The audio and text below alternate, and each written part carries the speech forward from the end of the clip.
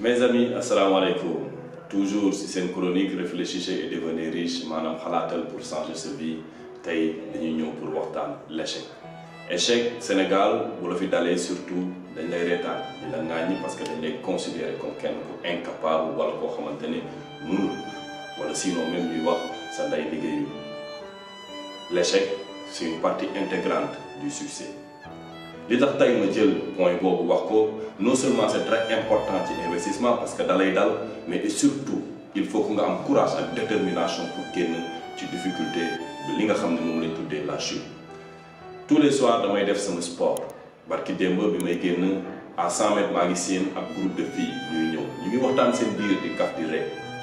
mais d'un seul coup kenn ci ñoom daan nga gis ñeneen ñi ci des séparé wu ci moom di ko reetaan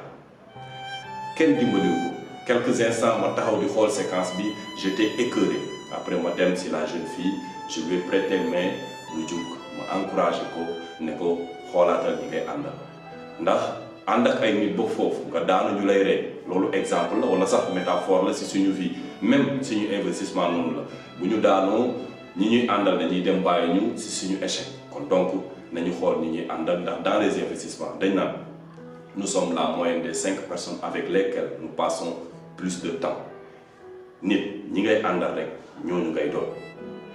Je vais donner un autre exemple plus pertinent, un exemple d'histoire de la vie et du monde boo xamante ne ba léegi histoire du ko téye. Je veux parler des Jeux olympiques de Barcelone 92. dafa amoon kenn ku ci aayoon ku ci nekk koo xamante ne dafa mën daw course de 100 mètres bi muy préparé course bi ñëpp waxoon ne dañ koy jël mu préparé ko avec beaucoup d'ardeur ñu ko tuddee que Derek Raymond. bi course bi démarré après 16 secondes mu sentir ab douleur bu grave ci cuisse bi ñeneen ñi mu bokkaloon course bi continué na di dem moom mu ngi sëgg toujours ci douleur am boobu ci kanamam di nga gis ban façon douleur la nekk di sentir douleur boo xamante ne kenn mënu ko imaginer course bi jeex na bu yàgg comme ni ma ko waxee mais d'un seul coup Derek Raymond jugaat pour continuer course bi mu jugee topp course bi di daw mais ak benn tànk di soox ak benn tànk pour continuer course bi yaa ngi gis aussi médecin yi di ko daw di ko fekk si pour que mu arrêter ndax mënatul continuer mais il fallait mu continuer d'un seul coup kenn koo xamante ne mu ngi woon ci turbine bi jóge fa daw di ko dab ñeneen ñi di ko téye li ñu xamul woon kooku papam la woon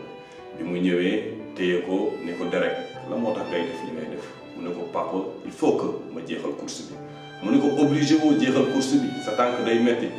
mu ne non papa dama la diggoon ne course bi dinaa ko jeexal tey foog ma jeexal course bi li ma gën a neex ci image bi mooy li ñu bind ci cap bi nga xam ne moom la papa ji sol ci anglais mu ngi tudd just do it mooy maanaam defal li nga war a def kon donc jour boobu wax instant boobu Derek Raymond dafa considéré woon non seulement promettre na papam dina def course bi mais surtout dafa bëggoon respecter li nga xam ne moom la papam sol ci mbaxane bi papa moo ko téye sur les épaules mu ne ko dans ce cas papa Derek Raymond ne ko dans ce cas maak yow dinañ ànd jeexal course bi téye ma ñu continuer di dem ñoom ñaar ñu continuer 30 minutes après la Derek Raymond door a egsi ci ligne de fin lan laa bëgg a wax foofu c'est-à-dire que tout le temps nous faisons des échecs mais il faut réfléchir et avoir le courage de Derek Raymond. L'importance du nga jël première wala nga jël deuxième l'important c'est de terminer la course donc ayons du courage et ayons la mentalité de Derek Raymond qu'à chaque promesse bu ñu war a am ci lu mu mënti doon même bu fekkee de commencé gul woon li ñuy def li ñu digle au début nañ ko terminer toujours il faut du courage pour se soulever de l'échec parce que Einstein doon na ko wax le vrai courage ne se résulte pas boo daanoo wala la honte mais le courage résulte tout simplement que nga am la volonté de te soulever. Voilà l'exemple de la réussite. L'échec n'existe pas. Merci. Mes amis, n'oubliez pas surtout de vous abonner. C'est pas normal.